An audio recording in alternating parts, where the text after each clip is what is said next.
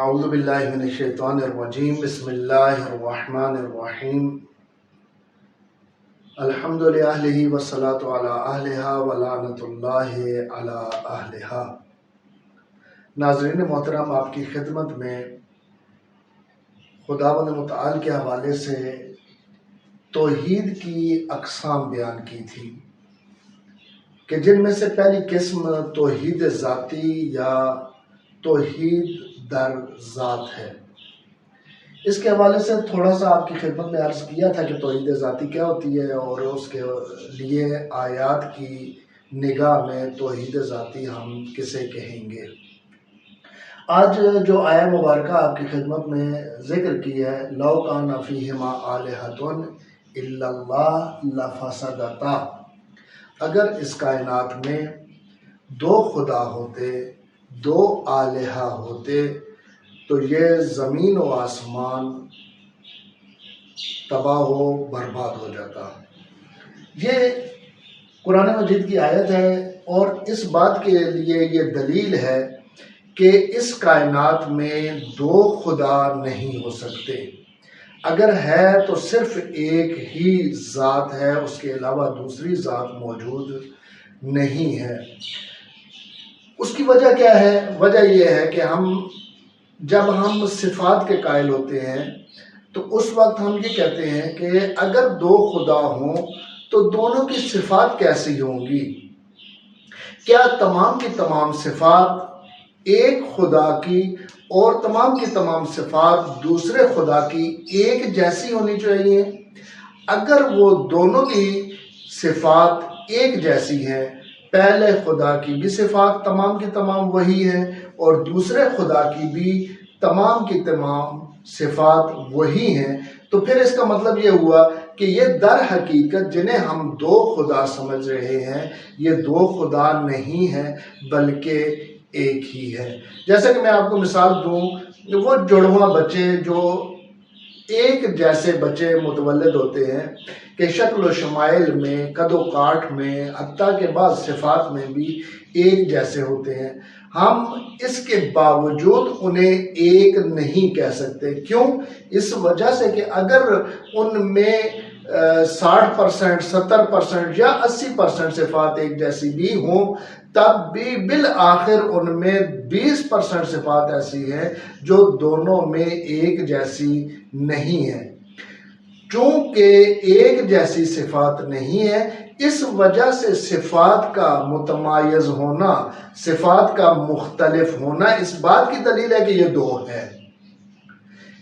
اسی وجہ سے ہم ان بچوں کے حوالے سے 100% اس بات کے قائل نہیں ہوتے کہ دونوں بچوں میں ایک جیسی صفات ہیں، کیونکہ ایک جیسی صفات کے اگر ہم قائل ہو جائیں تو پھر ہم یہ کہیں گے کہ یہ دو بچے نہیں ہیں بلکہ ایک ہی بچہ ہے حقیقت میں، جبکہ یہ بچہ اور ہے اور وہ بچہ اور ہے۔ دونوں میں اختلاف پایا جاتا ہے اور دونوں کے دونوں مختلف ہیں ایک دوسرے سے۔ یہاں پر بھی ہم یہی دیکھیں گے کہ خداوند متعال جو واجب الوجود ہے، یعنی جب ہم خداوند متعال کے حوالے سے گفتگو کرتے ہیں تو ہم یوں کہتے ہیں کہ جو کائنات میں وجود ہیں ان کی در حقیقت 3 اقسام ہیں، لیکن ہم عموماً 2 اقسام کرتے ہیں۔ کون سی 3 اقسام ہیں؟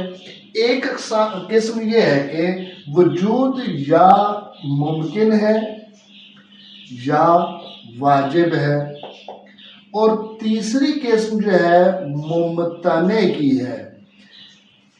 یعنی واجب کون سا ہوگا؟ واجب وہ وجود ہے جس نے ہر آن میں، ہر لحظے میں، ہر لمحے میں موجود ہونا ہے، ایسے وجود کو ہم واجب کہیں گے۔ لیکن ممکن وجود وہ ہوگا ایسا وجود کہ جو بعض اوقات میں موجود نہ تھا لیکن پھر کچھ وقت ایسا آیا، بعض اوقات ایسے آئے کہ جن میں وہ موجود ہو گیا، ایسے وجود کو ہم ممکن الوجود کہیں گے۔ اور ممتنع الوجود ایسا وجود ہے جو کبھی بھی وجود میں نہیں آ سکتا، چونکہ یہ وجود کبھی بھی وجود میں نہیں آ سکتا، اس وجہ سے اس وجود کو ہم کیا کرتے ہیں؟ اپنی بحث سے خارج کر دیتے ہیں۔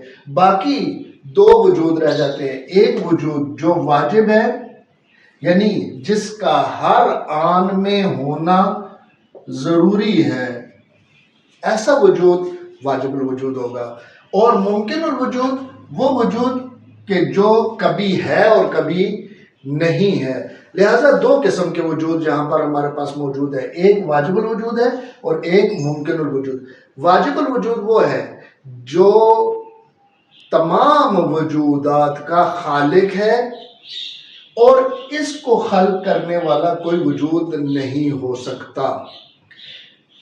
لیکن جو ممکن الوجود ہے، ممکن الوجود وہ ہے کہ جس کو خلق کرنے والا واجب الوجود ہے لیکن یہ خود خالق نہیں ہے، یعنی خالق یوں کہیں کہ تمام علت نہیں ہے۔ لہٰذا جب ہم ان وجودات کی بات کرتے ہیں تو ایسی صورت میں ہمارے پاس ایک وجود ایسا ہونا چاہیے کہ جس کو ہم واجب الوجود کہیں گے۔ جیسا کہ باقاعدہ طور پر کہا جاتا ہے کہ آپ جب گنتی شروع کرتے ہیں تو کیا کرتے ہیں؟ آپ ایک سے شروع کرتے ہیں، 1 2 3 اور پھر یہ گنتی آخر کی طرف جاتی ہے۔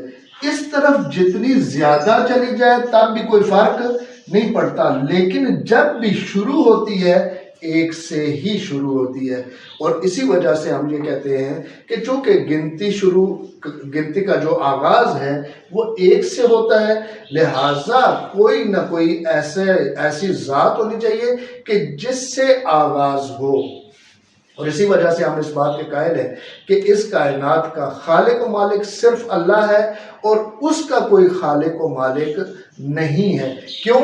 وہ واجب الوجود ہے، اور ہم سب جو ہے چونکہ خداوند متعال کی مخلوق ہیں اور خداوند متعال نے ہمیں خلق فرمایا ہے، لہٰذا ہم اس واجب الوجود کی نسبت ممکن الوجود ہے۔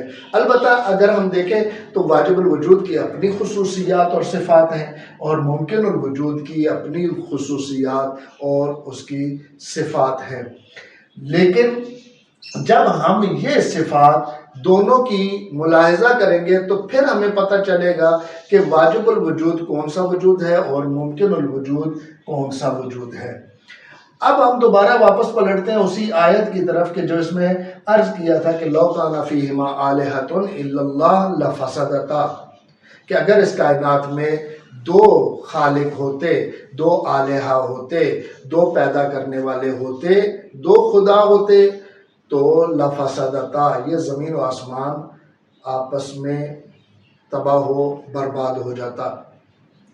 لیکن یہ جو کہا کہ فیہما آلہۃ، جیسا کہ عموماً کہا بھی جاتا ہے کہ اگر ایک خدا کہے کہ میں یہ حصہ میرا ہے، اس میں میرا اقتدار اعلیٰ چلے گا، اور یہ حصہ تمہارا ہے اور یہ اس حصے میں تمہارا اقتدار اعلیٰ چلے گا، تو ہم ایسے خدا کے قائل نہیں ہیں جو کچھ حدود میں جس کی خدائی ہو اور کچھ حدود میں جس کی خدائی نہ ہو، بلکہ خدا وہ ہے جو ہر جگہ موجود ہے، جو لامحدود ہے، ہر مقام پر موجود ہے، اور ہر جگہ و ہر مقام پر اس کا امر ہو سکتا ہے اور ہوتا ہے۔ اسی وجہ سے ہم ایسے خدا کے قائل ہیں کہ جو واجب الوجود ہے، اور اسی وجہ سے میں نے آپ کی خدمت میں عرض کیا کہ یہ واجب الوجود کون سا خدا ہے؟ واجب الوجود وہ ذات ہے کہ جو ہر آن میں، ہر لمحے میں، ہر دہر میں جس کا موجود ہونا ضروری ہے، اور اسی وجہ سے ہم قائل ہیں اقسام توحید میں کہ خداوند متعال جس ذات کے ہم خدا ہونے کے قائل ہیں وہ ذات واحد ہے، لا شریک ہے، اس کا کوئی شریک موجود نہیں ہے، اور اسی بات کو ہم کیا کہتے ہیں؟ توحید ذاتی۔ انہی الفاظ کے ساتھ آپ کی زحمتوں کو تمام کروں گا۔ والسلام علیکم ورحمۃ اللہ وبرکاتہ۔